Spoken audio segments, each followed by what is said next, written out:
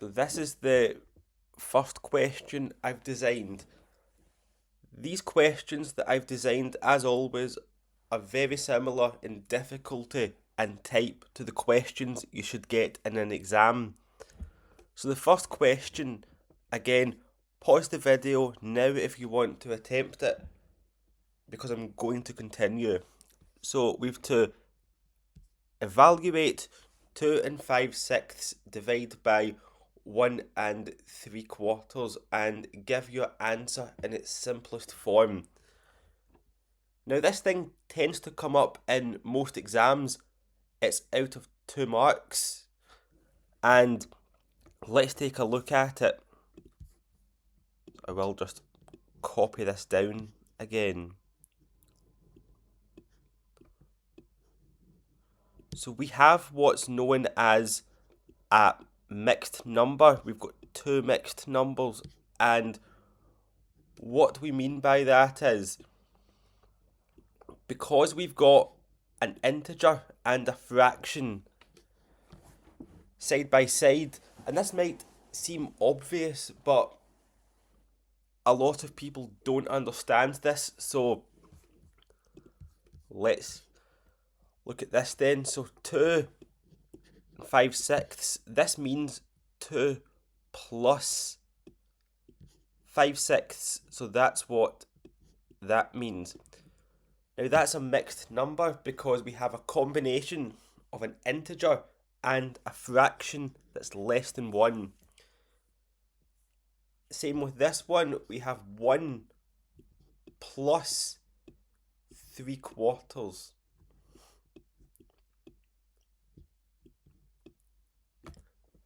In order to work with fractions, you want to change them into a top-heavy fraction.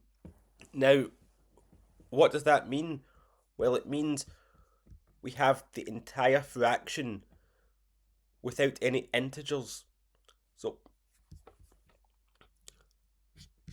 look at 2 and 5/6. What you want to do is you want to convert the integer 2 into a fraction.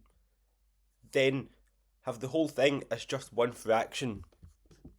I made that more complicated than it is, but it's really simple. So we want to write 2 as a fraction over 6. Now if we multiply 2 by 6, we get 12. So that's 12 over 6. Add 5 over 6 is 17 over 6.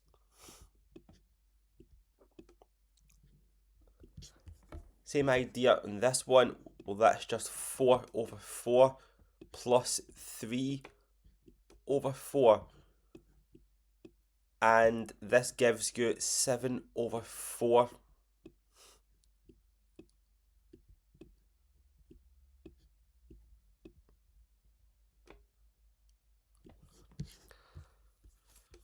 We can rewrite the question, but this time we will use the top-heavy fractions instead of the mixed numbers.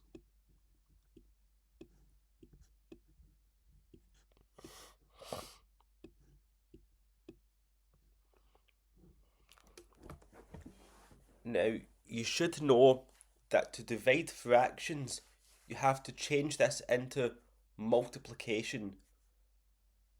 You have to take what's known as the reciprocal of the second fraction. And what do we mean by reciprocal? We just make the numerator the denominator and the denominator the numerator. So we swap the 7 and the 4 essentially. And we get 17 over 6. And we change the divide to a multiply. We have 4 divided by 7. Now what we want to do is we want to cancel out. So we want to have a look at the numerator of the first fraction and the denominator of the second one. Now, we want to find the highest common factor, and we're going to divide through by the highest common factor. Well, 17 is prime and so is 7, so the highest common factor is 1, so we can't cancel. Sorry. We get the denominator of the first fraction and the numerator of the second one. 6 and 4. The highest common factor is 2, so let's divide both by 2. This becomes 3 and this becomes 2. Now we can't cancel anything else, so we will multiply the 17 by the 2. I will do another line of working. So we change the 6 to a 3 because of cancelling, and we change the 4 to the 2, and we get 2 over 7. 17 times 2 is 34, so we do the numerators, and the denominators is 3 times 7 is 21. Now, if we want to put it into a mixed number, we want to get an integer plus a fraction, but the fraction must be less than 1.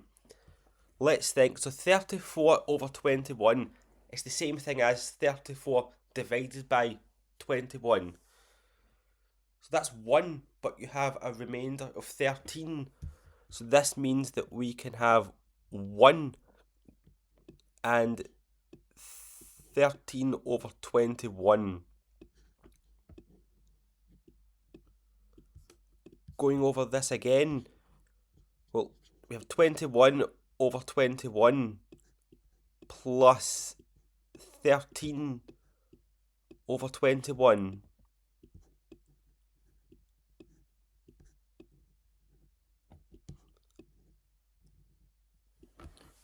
And that's us done. That's the final answer. Now this is the type of question that 9 times out of 10 I can't give you any guarantees on this because I don't work for the SQA.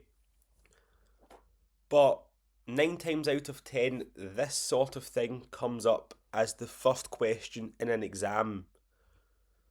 And I can definitely remember my teacher telling me this when I was in school, and this is one of those questions you just want to do lots and lots and lots, so many that when you walk into the exam you don't have to think about stuff like this. You can use up the time for more difficult questions. So I hope you found this useful, and best of luck with the studying. Thank you for watching.